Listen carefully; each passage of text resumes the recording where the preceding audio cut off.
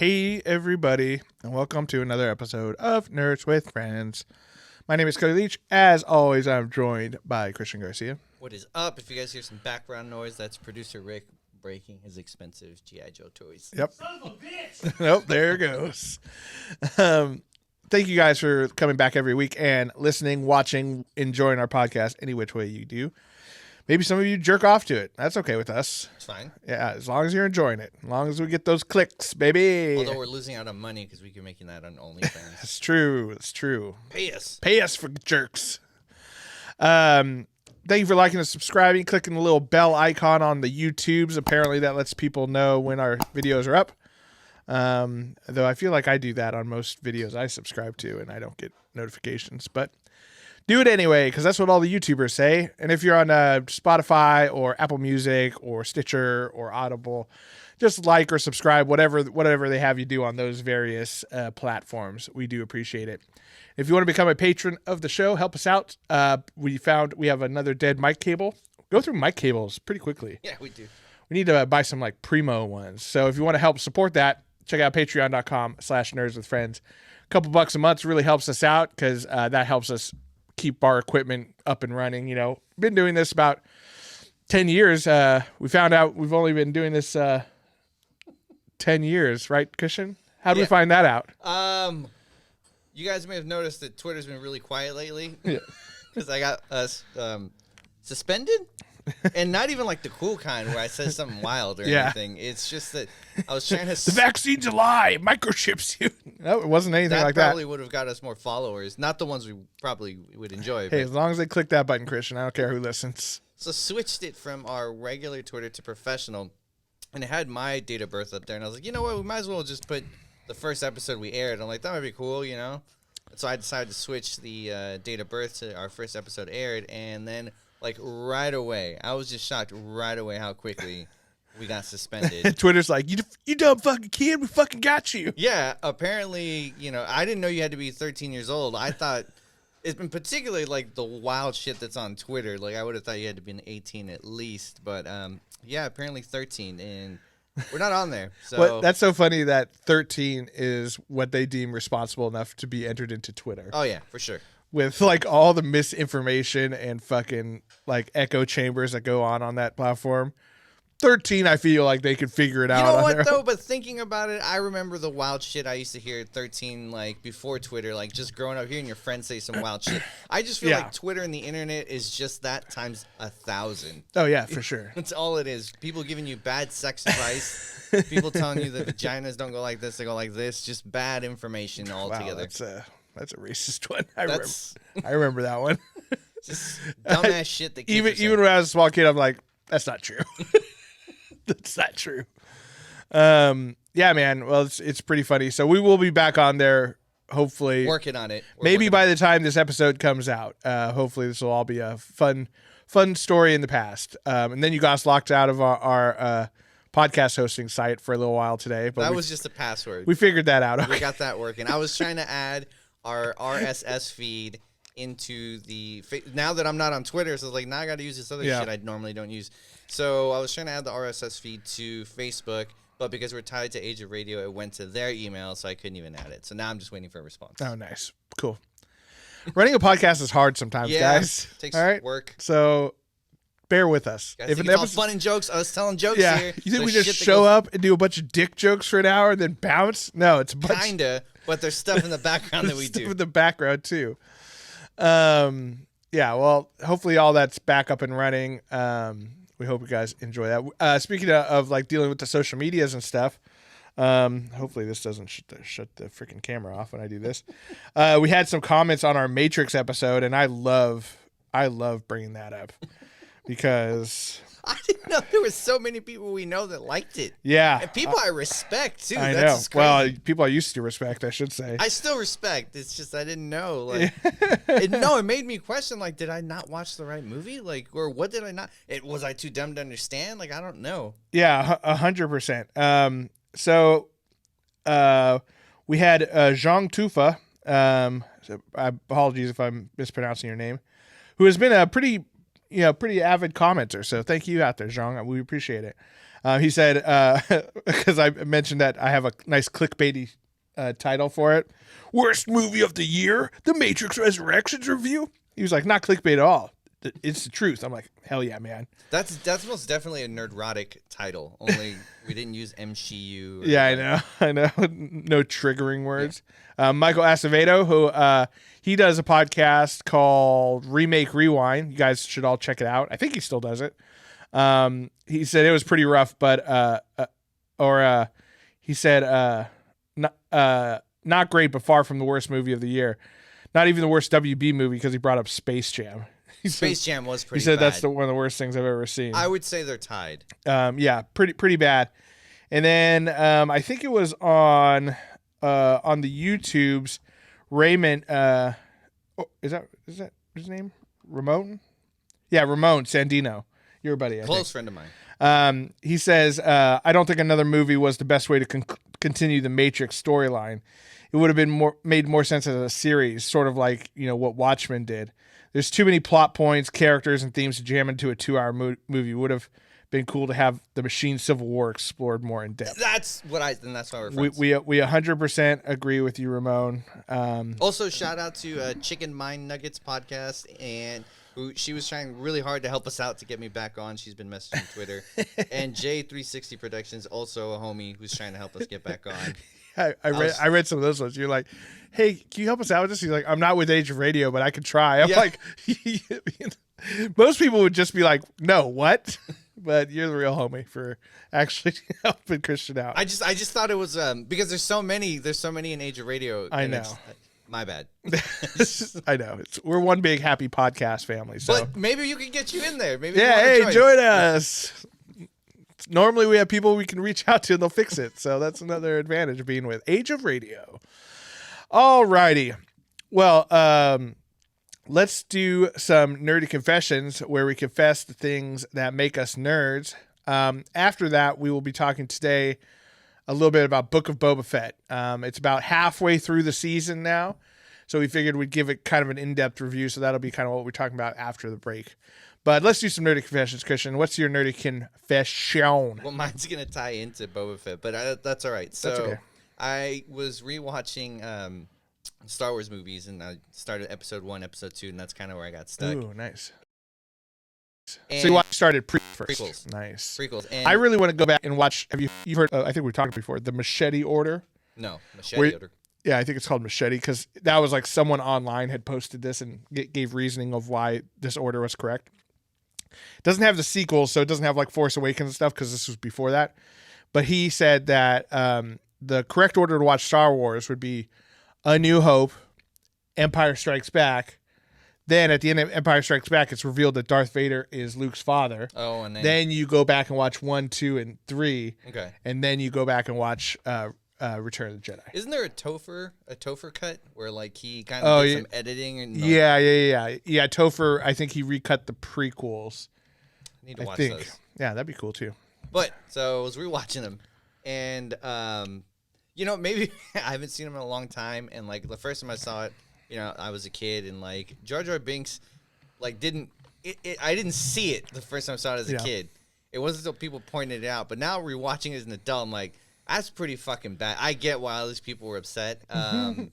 Outside of that, the physics and the CGI was not very great on the first one, and the physics in particular. But the one thing that I kind of give him a break for, George Lucas a break for on that is like, he made the original Star Wars with fucking, life-size models, scale models, yeah. You know what I mean? And like blue screen and crap like that.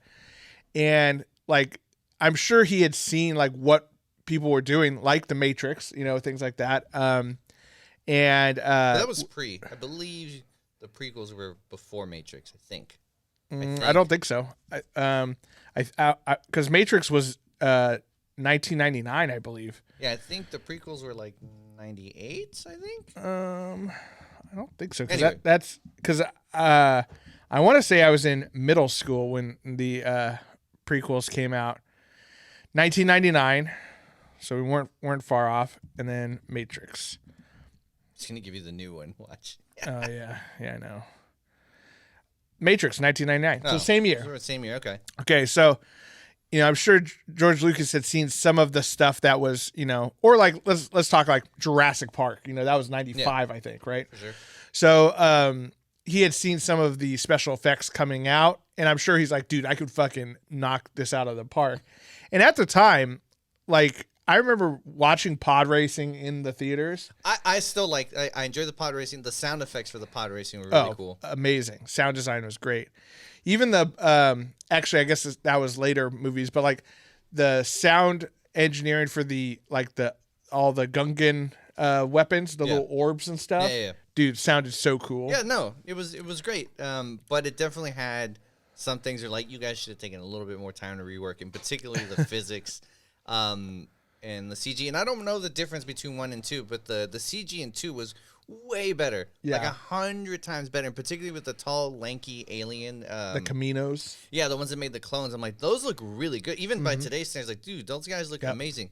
Even like the texture of the skin looks wet. And I think one of the things too with them, I'm just I'm guessing on this. I do not work in the special effects industry, so I'm guessing 100%.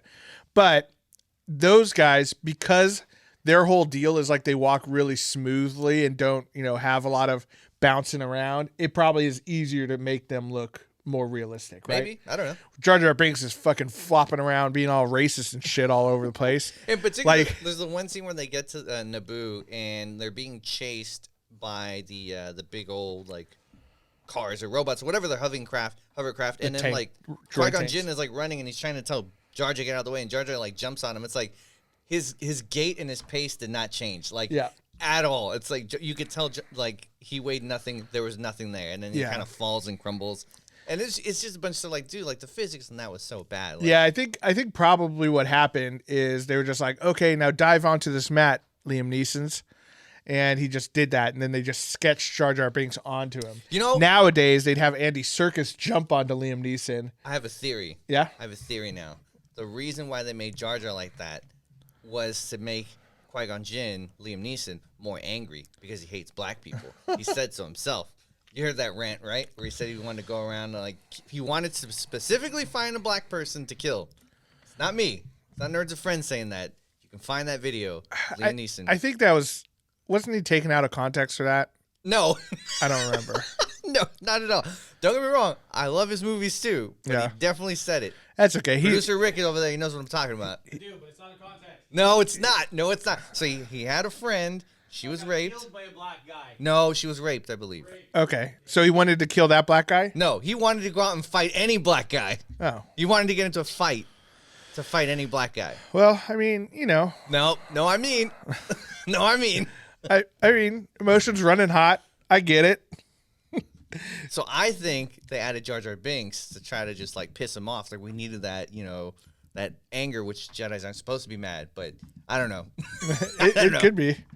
Yeah, I mean, I give Liam Neeson a pass. Or maybe it was Liam Neeson who was just like, why don't you make him sound more like this? Why don't you just have him talk like this? That doesn't sound right. That's not how aliens would talk. He was like, no. Oh, I think that's what he'd sound like. Here's something. He said he was ashamed to think he once stalked the streets looking for a black bastard to kill. There you go. Those are his words. Yeah. If you watch the video, it's even worse. I don't want to watch the video. Someone close to him had told him she had been raped. Yep. Well, anyway. Told you guys. Facts. I went up and down areas with the Kosh, hoping I'd be approached by somebody. Kosh is a heavy stick used as a weapon. God, you're so Scottish. Liam Neeson's. Anyway. My nerdy confession. Well, there was one more thing I wanted to say, and it ties into Boba Fett.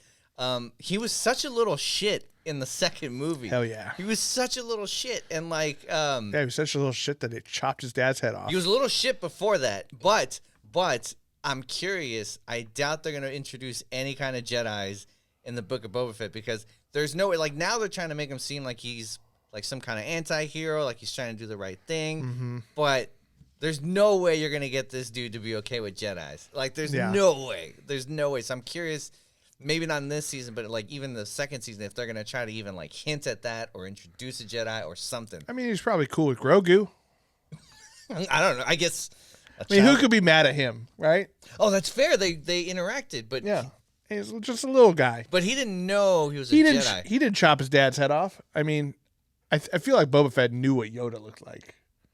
Did he run in? I'm watching the prequels. I No, because Yoda was in the Yeah, but they probably have shock trooper thing. They probably have Yoda's face on like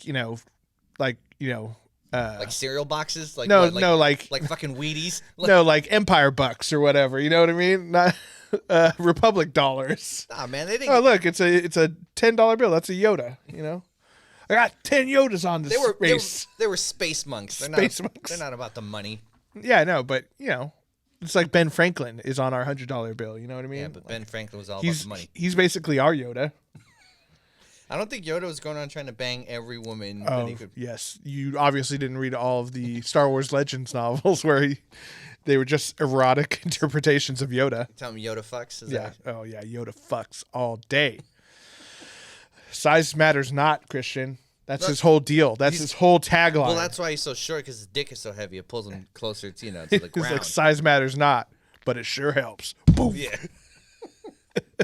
So the gravitational pull of his cock that pulls him down. Exactly. That's how he jumps around. He's got 3 legs. He swings it, and the momentum carries him like into Thor's the air. hammer. It's the same thing. All right. Well, my nerdy kid. There's the dick jokes. I know you guys are waiting for There it is. We know we came in hot talking about Liam Neeson beating up black people and wanting to. Yeah. To be fair, the only reason I didn't do it was he didn't get a chance. He was trying to. Must have been hanging out in a white neighborhood. My nerdy confession is I actually watched this interesting documentary that's available for free on the YouTubes called Going Cardboard. Okay? It's a terrible title. I'll admit that. Okay? But it's all about the board game industry and how strongly influenced the world of board games is by Germany specifically.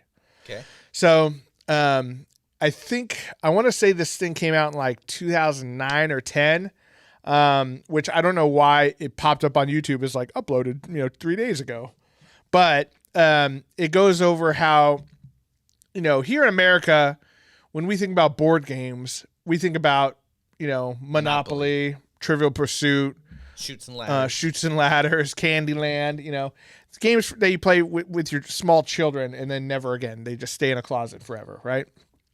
No one wants to clean up after that shit. Yeah. You ever try cleaning up after Monopoly? Shit sucks. Oh, dude. You should play some of these games that I play with my buddies. There are so many little bits.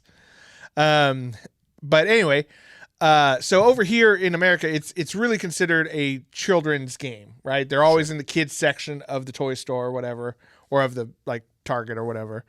But in Germany, They probably don't have Targets out there. They probably don't. Probably don't. They have Eichenborn. I don't know. You just say some angry stuff and it sounds German. Thanks to all of our German listeners, I should say. But over there, it's a much bigger deal.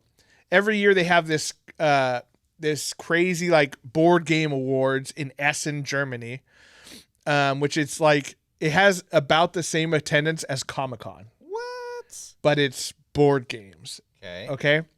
And at this big convention, they have a top 3 board games of the year.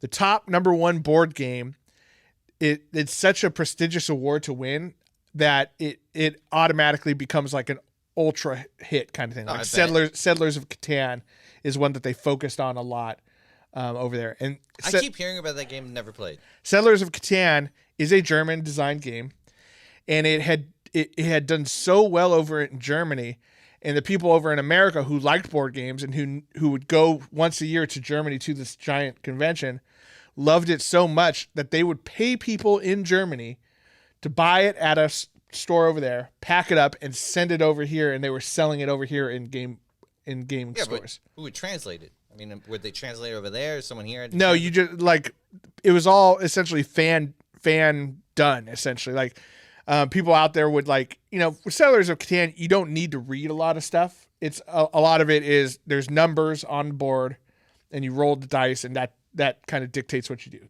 The instruction manuals, I'm sure someone over here like went and typed everything out in English, but it did so well over here, and it was getting this international notoriety that eventually someone from over here said, "Hey, I'd like to translate Settlers of Catan for the American License market. that shit over here. Okay. And so it came over here. And that was like the first time anyone had done that with one of these German games. And then that kind of opened the floodgates, and more and more and more games like Ticket to Ride.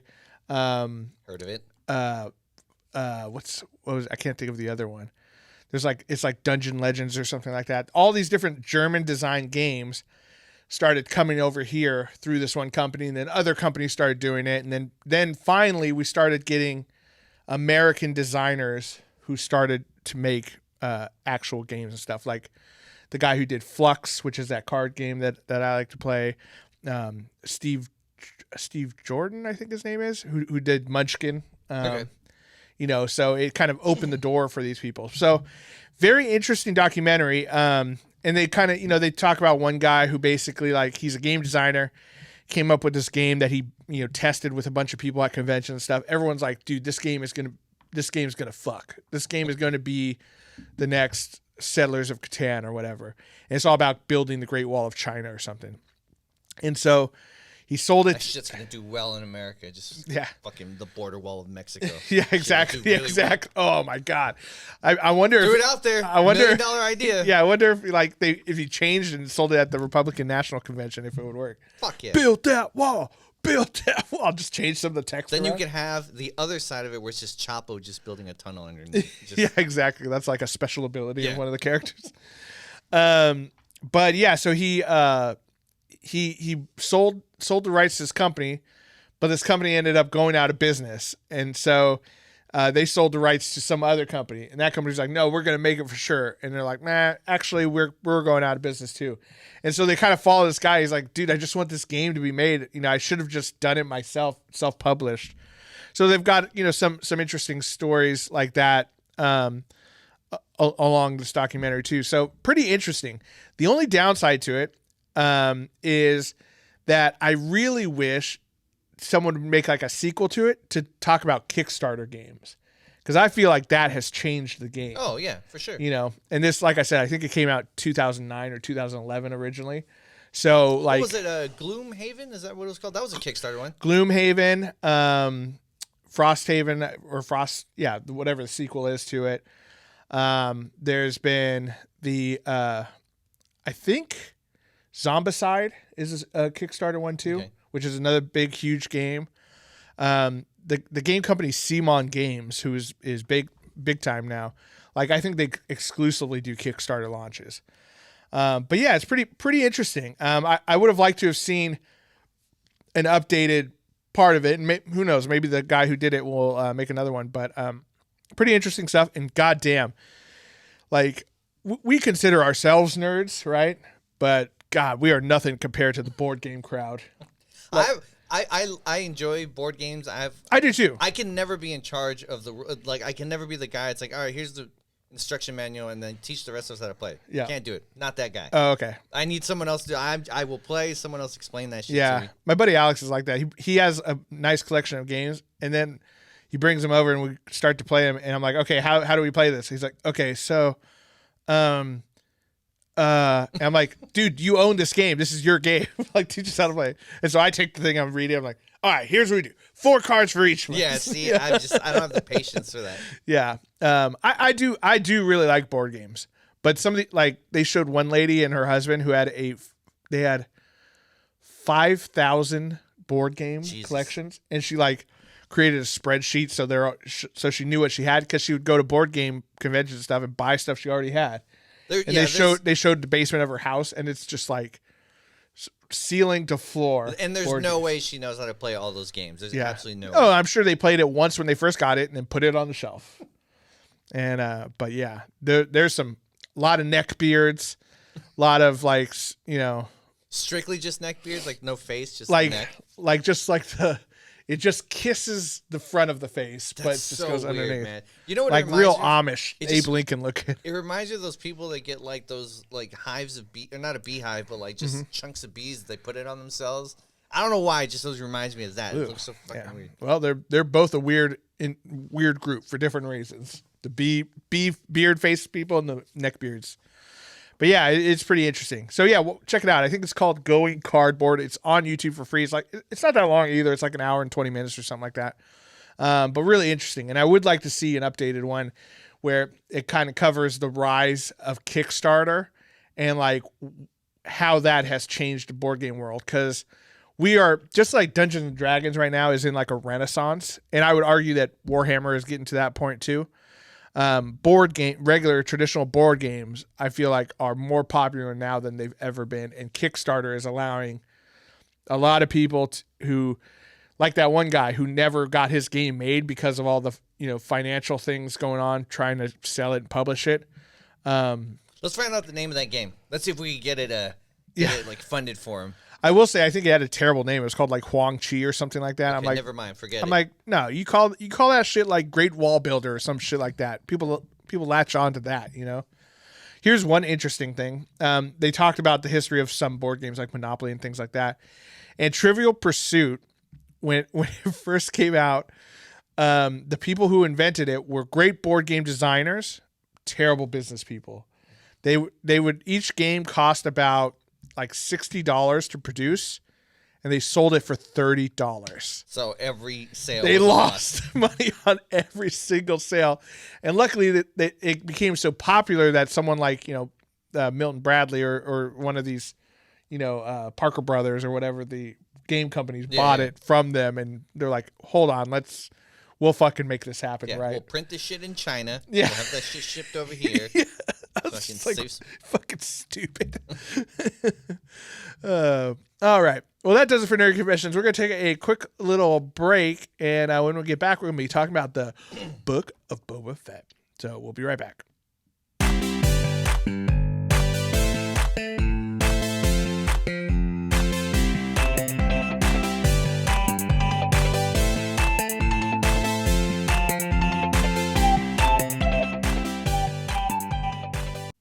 And we're back. Well, that was cool.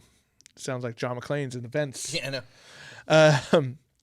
Come to the party, have a good laugh, come to the coast. We're going to be talking about Book of Boba Fett. We're going to be doing the first 3 episodes available that are out on Disney Plus right now. So there will be some spoilers for those. But by the time you guys listen to this, there should be about 4 episodes out and available. So, if you're keeping up with it on the week to week, we shouldn't be doing any great, super deep spoilers. But, 3 episodes in. 3 episodes. How you feeling about it? It's, I feel like it does like a weird leapfrog thing where like the first one's meh, second one was great. I mean, the third one was okay because towards the end we got some action, but it wasn't. You weren't great. You weren't a fan of Boba Fett befriending those young street urchin kids. I mean, that was fine, I guess. I didn't have a huge. I hated it. I hated that. Like just the angry emo teens who like put robot parts on themselves. Also, the Vespa hover bikes. It did not fit the Star Wars aesthetic at all. No, I did not care for that. I will say some of the action that they did with those angry, angsty teens looked good. But the Vespas I thought looked like shit. And I think that's some Robert Rodriguez doing. I think maybe he's just trying to like he has a weird aesthetic in his movies where shit like that he likes like glossy, shiny stuff, and I'm like, I'm not about that. No one would have that on Tatooine. Okay, I don't feel like. Not so much. I mean, was it From Dusk Till Dawn? I guess he didn't have much in there. I'm trying to think what else. The mariachi. I don't think he had too much.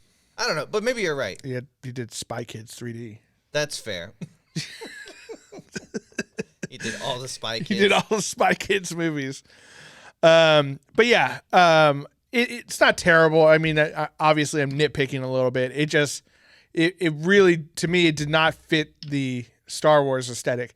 Like when they're doing the chase scene for the mayor's assistant or whatever through the streets of Tatooine, like that scene was cool. Yeah.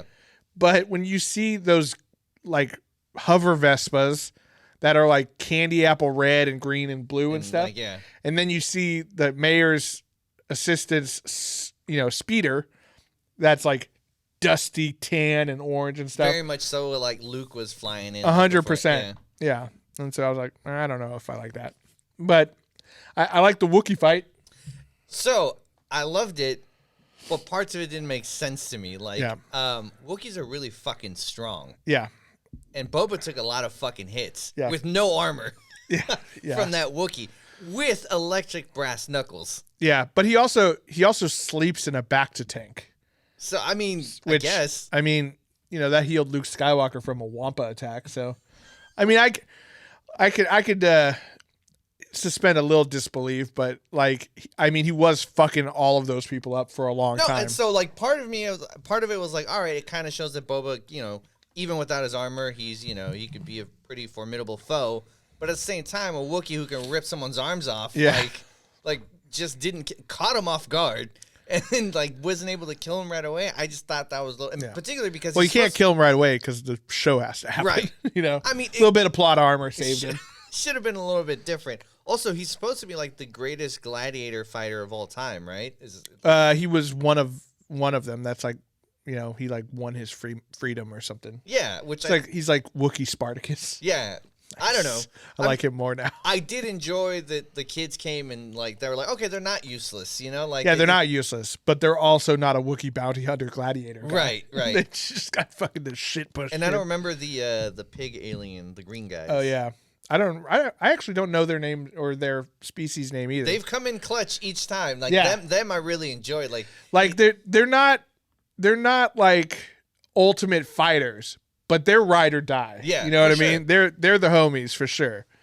Like, it made sense for them to come in and risk their lives because, Boba was going to kill them. And he was like, well, I like how loyal you were to him. If you're as loyal to me, I'll keep around. They're like, oh, shit, this guy spared our lives. It made sense to me. They're like, respect. Yeah. We These like kids, they're like, oh, he paid for our water. I'll fucking try to die for him. That interaction was so stupid. I did not like that, but it's fine. Like, I see why they did it and what they were going for, but I'm just like, I don't want Boba Fett to be this guy who just has a heart of gold all the time. Right. And again, they did a fine balancing act in Mandalorian. Yes. Where like he came off kind of villainish and he's like, okay, I want my armor, so I will assist you, but I'm assisting only because I'm going to get this armor at the end. Right. Where it's like, it made sense. But here it's like, yeah, he's kind of like, oh, well, it's the right thing to do. You're charging too much for water. Yeah.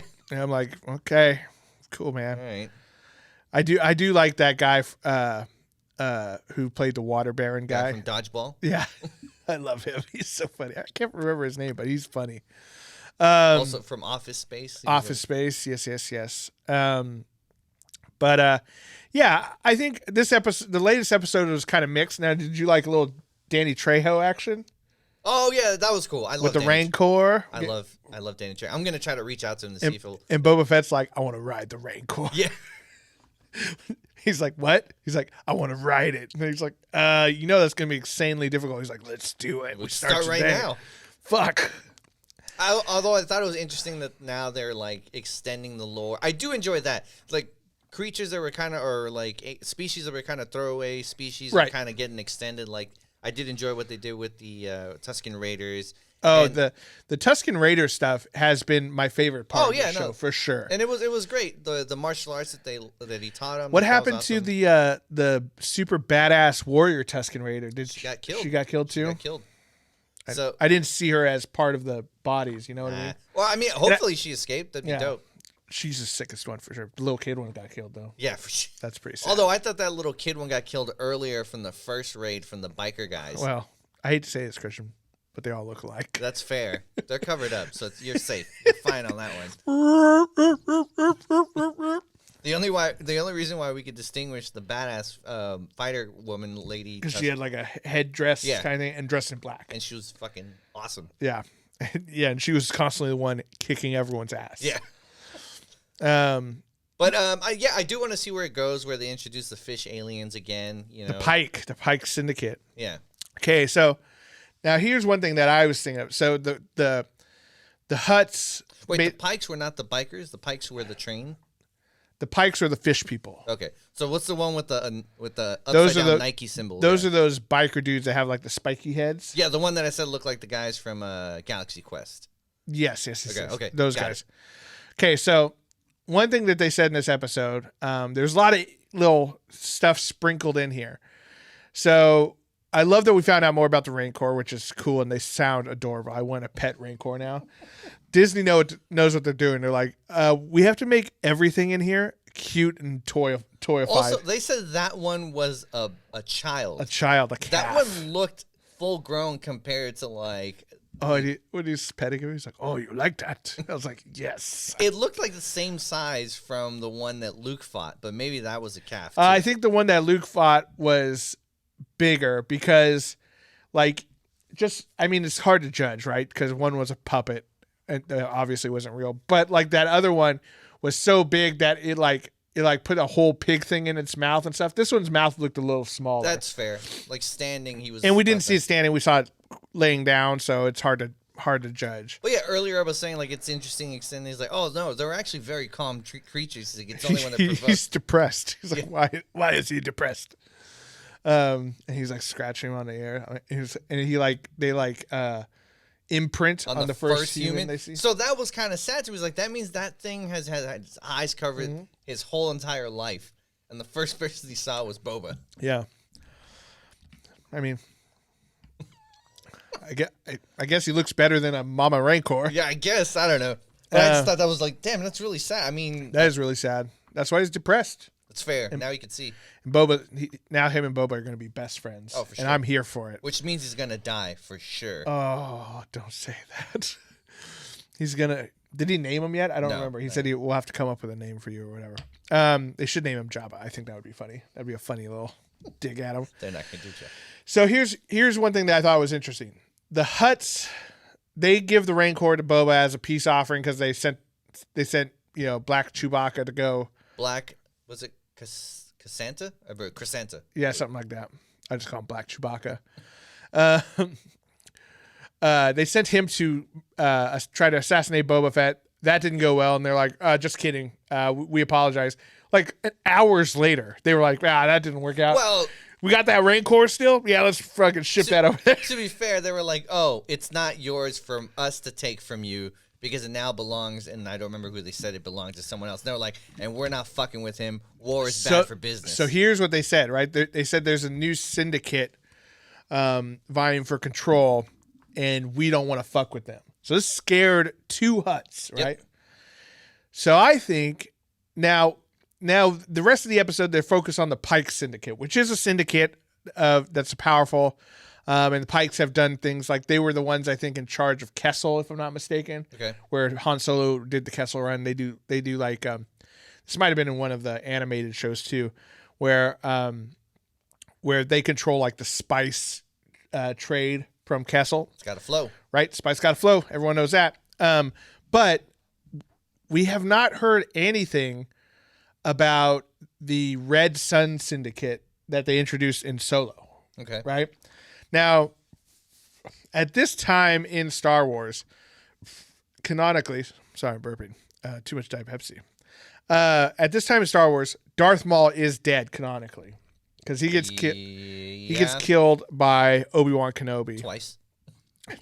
Yeah, just couldn't get him. But we don't know about Emilia Clarke's character from the Solo movies, right? So if Maul is dead, there is a chance that she is still running and she's just older now. So maybe there's a Red Sun Syndicate somewhere in there. I'd like to see them brought back into. I don't know if they would. Like, again, I didn't think Solo was the best movie, but I enjoyed it more than others. Yeah. I don't know if they're going to bring any of that back, but well, who knows? Maybe. I don't know. If it's just the Pikes the whole time, that just seems like kind of like a whatever. Like they weren't a huge threat, but like people know the Red Sun because they're like, oh, Paul Bettany was fucking crazy. Emilia Clarke took over after him, and she was reporting to Darth Maul. That's a bunch of fucking psychos in the Red Sun. So that'd be cool to see. If it's just the Pikes, it's fine too. I mean, it's hard to imagine why the Hutts are so scared of them because the Hutts were very powerful. Now, how'd you feel about Boba letting Black Crescenta or whatever his name is? I forget him. But did they even call him Black anything? Who knows? We don't know. How do you feel about him letting him go? I thought that was a power move for sure. I feel like in general, what I know of Wookiees, they would kind of see that as a sign of respect, and maybe he'll come and bail him out sometime later. See, I didn't know how to feel about it one way or another, because like part of me is like, all right, he tried to murder him, and Yeah, but that was his job. And he was like, and that's the other part was like, hey, it's a job. I get it. I used to be a bounty hunter. yeah, he was like, no hard feelings. So it's kind of like I see both of them, but I don't know which, and maybe how it plays out later on in the season will like weigh more one on me than the other. But I didn't know how to feel about it. Yeah, I don't know. I kind of saw it coming after like the way he's been characterized in this show. I think, you know, one thing that they've done a good job of in this show is, first of all, giving Boba Fett any sort of personality. Because let's be honest, he had 2 minutes and 30 seconds of screen time in the original movies. Altogether, He has 2 minutes, like 38 seconds or something like that. okay. But he became an instant fan favorite. And then we saw a little bit more of his story in the prequel trilogies, him as a child. And then the next time we see him is in The Mandalorian. And so I think the series does a good job of kind of showing you what kind of character he is, and maybe, you know, changing some of those misconceptions. Like, he's not an evil dude. He was a bounty hunter who was doing a job, and sometimes that job included, you know, capturing Han Solo, who we all love, you know? I doubt, because maybe they're too old now, but it'd be cool if he ran into some clones, like some leftover clones. But if he was a kid, and most of those clones, they would like speed to adulthood. So I'm wondering if they'd be too old, or maybe there could have been some other kid ones that they just let grow. Well, if you watch Star Wars Rebels, Yes. they have there are some clones still out there. Yeah, but they would be a lot older than he would. And one is canonically at the Battle of Endor. Oh, really? Dope. So, and this is not that long after. I mean, it is a little bit after the Battle of Endor, but And it was interesting watching the second Star Wars, seeing how young the actor that plays Boba Fett looks compared to now. It's like, oh man, like he's definitely an older dude. yeah, I mean, he is definitely, you know, but I think he looks good. Like even No, when he looks great. when he even when was he's moving around, yeah. when he was you know, fighting Black Chewbacca in his back to tank skivvies. You know, he was see, there he is right there. That's awesome. Yeah. So they actually confirmed that he was at the Battle of Endor. That's one of the clones there. That's pretty cool. Pretty cool. I think it was Captain Rex. Yeah, Captain Rex. I hate that Commander Cody ended up. He was one of the ones who turned out to be. He like couldn't resist the Code 66. They didn't get the chip out of him, man. Can't override that brain chip. Yeah, I thought he would just like his awesomeness would just fucking let him flex and bust out of it. But If you yeah, guys haven't seen Clone Wars, the cartoon, it's a great series. You guys should watch it. you can watch pieces of it. Try to find like a list online where you find just the essential ones. No. They're all great. The animation is not the So best, bad. but it grows on you. Yeah, I feel like I've seen enough of it to get the gist, you know. Like, you know, I saw some of the episodes with the Mandalorians. Saw some episodes with freaking the clones. Saw a couple with Darth Maul, you know, and then I'm like, okay, this is good enough. You have, the thing is that there's so many great Star Wars stories in there. What's his name? Filoni, his name? The cowboy dude. Yeah, the guy that wears the cap. No, the guy who wrote the stories for them. Oh, Dave Filoni. Dave Filoni knows fucking Star Wars. Oh, he does super well, and he does great stories. Now it sucks that like when he was doing them, the animation was not great, or maybe he didn't get a great budget. That's not his fault. And they made it for small children. But the thing is, there's a lot of murdering that goes on. In that, like people get straight up stabbed in the back. You see the lights come. And then Ahsoka's like, gee, that hurts. After she just murdered a bunch of people. I hated that so much. Outside of those things, and I get it, there are some great stories in there. I really liked, so they did like the final season of it. You know, I really enjoyed that. Yeah, that was great. Like, it was good ending to it. It took itself more seriously. And I think that's what I really wanted from it. I don't like being pandered to, you know. I don't like it where it's just like, oh, here's Anakin and freaking Obi-Wan learning how to juggle for some zany reason. I'm like, I don't want to watch that. Okay, I care about these stories. So that aspect of it I was not a fan of. But I do admit that the overall story of some of the stories told throughout that series are very good. Yeah, that's pretty good. But overall, I'm impressed with Boba Fett. It's definitely not the Mandalorian. You know what I mean? The Mandalorian. Unfortunately, that's a high bar, though. It is a high bar, and I can't fault them for that. Like I don't by any means consider it like a bad show or a failure or anything. It's it's not as good as the Mandalorian, but the Mandalorian is excellent. This is just pretty good. Which I'm curious. Like we're getting off the topic. We're supposed to focus on Boba Fett, but I'm curious to where the next season of Mando is going to go because he's not going to have the child. So it's either going to focus on Grogu or, follow, Mando. So we'll see. I mean, the show's not called Grogu and his crazy adventures.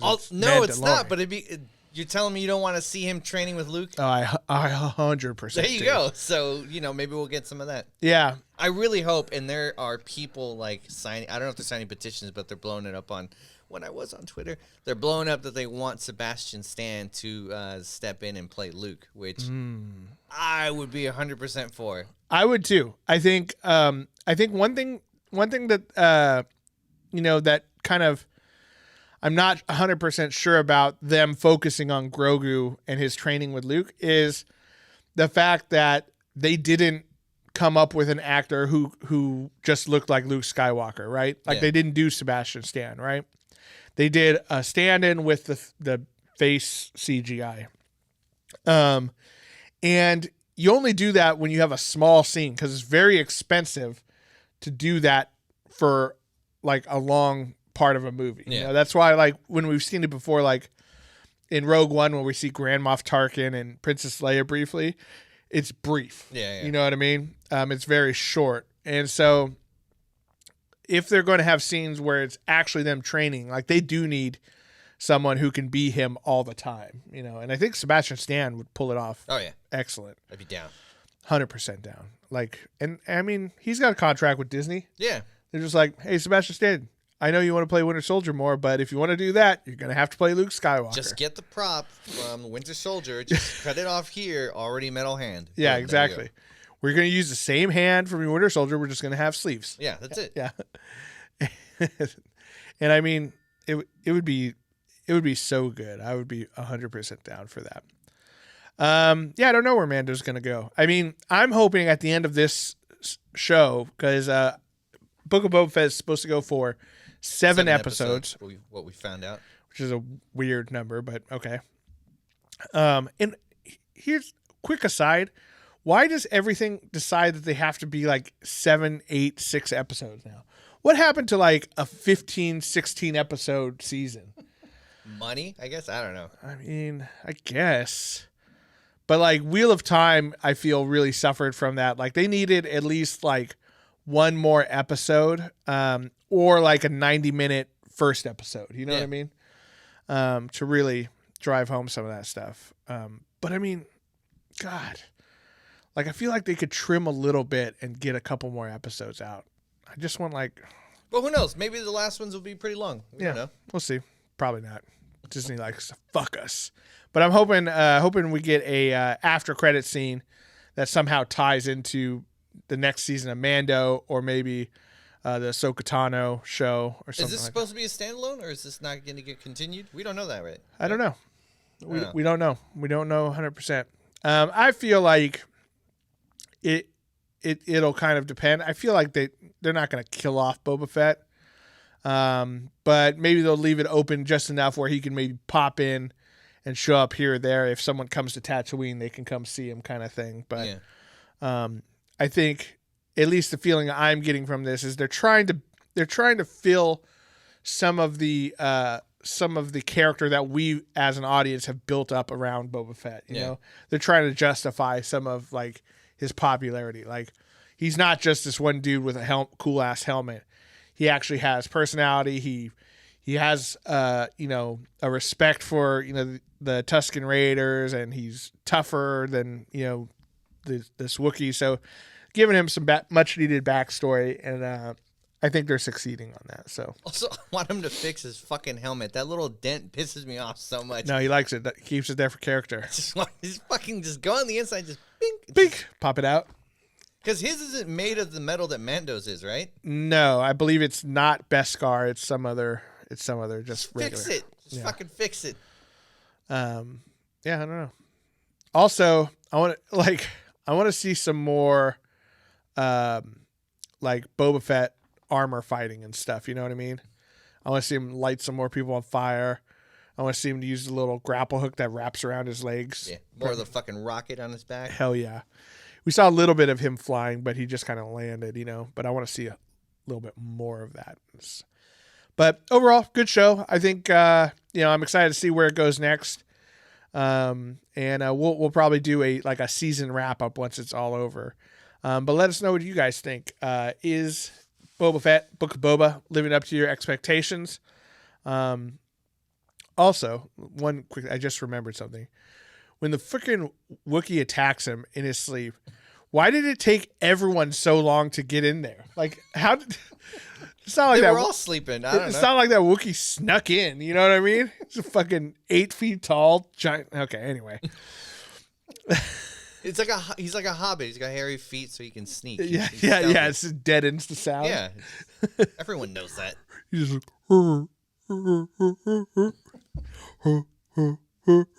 Also, this guy to me has more like human facial Oh, for features sure. than like. oh yeah, he looks really good, Chewbacca. especially his eyeballs. Like, Yeah. he has yellow eyes or something.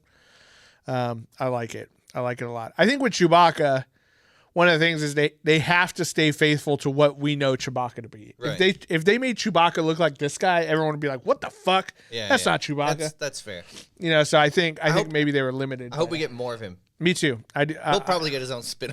Yeah. Everyone gets a spin-off. But let us know what you think, guys. Are you liking Book of Boba so far? What are your expectations for the future? And would you want to see a season 2, at least from what you've seen so far? I'd be down. I'd definitely watch it. I remember going into this thinking that I just don't care. But enough of the stuff with the Tusken Raiders I've been enjoying. So, and I still want to see more of that story. I don't care so much about What's going on now? Until the baby Rancor showed up, and that kind of sucked me in. Also, I want him to use his fucking Tusken bow staff thing. He did on the Wookiee. Oh, that's right. He Yeah, hit he him with it, fucking but stabbed he him doesn't with carry it around with him though. Yeah, he needs to fucking maybe he'll do a gladiatorial fight with him or something. There we go. He'll just ride on his Rancor. And I hope when he rides on the Rancor, everyone thinks you put like a saddle on his head and you ride up there. No, I want a baby Bjorn for Boba Fett. It's just on his chest. It's just So you can just shoot things. pew, pew, pew. The Rancor's like, "Brr," and Boba Fett's just right here on his chest. It would be adorable, but you can't steer him like that. Like, I don't know how you're gonna. You have like little things like this, steers the left and right. Dude, it could work. Like, Just with his legs, so that way his arms are free. You can just yeah, like 100%. I think one thing that it reminds me of. It's like or like a Master Blaster. No, was that in the back? no, he rode on the guy's head.